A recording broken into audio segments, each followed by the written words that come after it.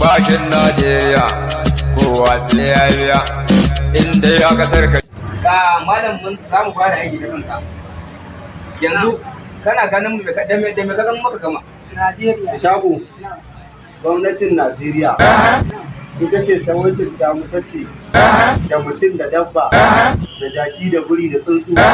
Kowa muka gani sai ya biya bashin da ake bi. Duk wani bashi da aka ciwo Najeriya tun daga farkon haihuwarta har zuwa yanzu wallahi sai sun biya. Me zan bada? Me zan biya? Mu muka Sai saurara mana da Allah. Kakkai mana rashin kunya. Na ran da Allah za mu tsara maka. Saboda kana sana'a 400 ne dan wani abu amma kai 700 za ka biya.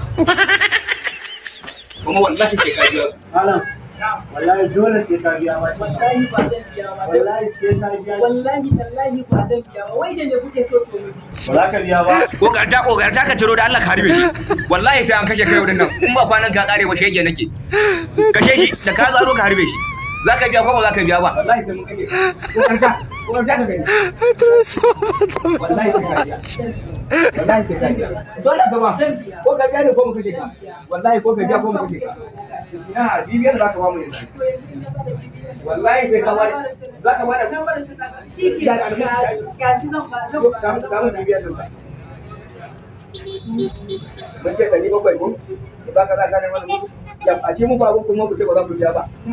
Bashin Najeriya kudin Najeriya Mun ce mu ne ku. an sai kun biya. Bashin Najeriya kowa sai ya biya ko da kuɗi ko ba kuɗi. Alƙur'an sai kun biya kai ko da bashi za ka ci. Na rantsi sai ka biya ni zai ke tare da ɗan dame. Kun kuɗa aikin gaskiya ko da kuɗi ko ba